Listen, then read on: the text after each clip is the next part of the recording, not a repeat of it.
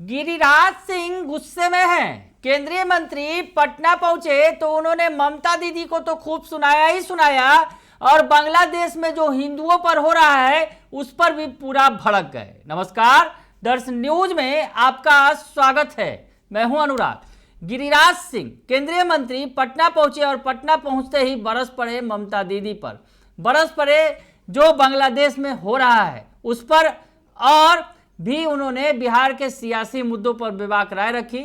और आपको बताएं कि गिरिराज सिंह जो फायर ब्रांड लीडर के तौर पर जाने जाते हैं बीजेपी में, उन्होंने ममता दीदी की सरकार को जबरदस्त लपेटा और साथ ही साथ बांग्लादेश में जो हिंदुओं पर अत्याचार हो रहा है उसे लेकर बड़ी बात कह दी। क्या कुछ कहा गिरिराज सिंह ने पटना पहुंचकर, सुनिए आप। देखिए, राहुल गांधी की जुबान बंद हो जाती है।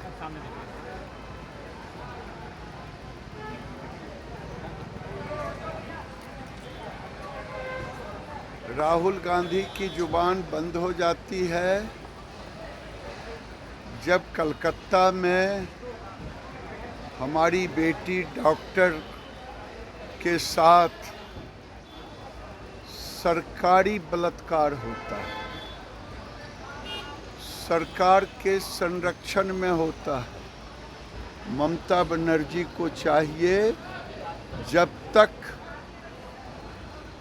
जांच हो रहा है इस्तीफा कर देनी चाहिए ममता बनर्जी को।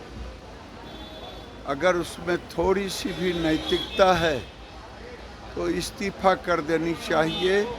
सरकार के सह पे ये सारे कांड होते रहते हैं, इसलिए बंगाल अब दरिंदों की सरकार हो गई। बांग्लादेश में हिंदुओं पर काफी हमले हो रहे हैं, मंदिरों पर हमले हो रहे हैं, लगातार इसकी बांग्लादेश के सलाहकार मंत्रियों के द्वारा हिंदुओं से माफ़ी तो मांग रहे हैं, लेकिन उन अभी तक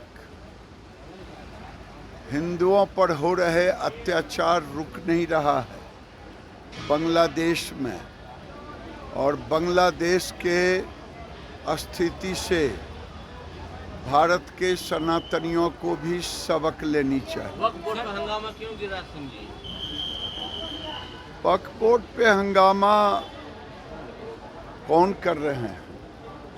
वही लोग कर रहे हैं जो वक्फ बोर्ड में घपलेबाजी करते हैं। वक्फ बोर्ड में गरीब मुसलमानों को हक नहीं मिलता, महिलाओं को हक नहीं मिलता।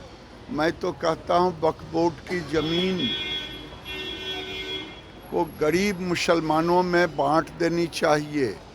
और तो और जो हिंदू पाकिस्तान से आए हैं, जिनकी ज़मीन पाकिस्तान में ले ली गई, छीन ली गई, उन हिंदुओं के बीच वक्फ बोर्ड की ज़मीन और गरीब मुसलमान जो भारत में उनके बीच बांट देनी चाहिए।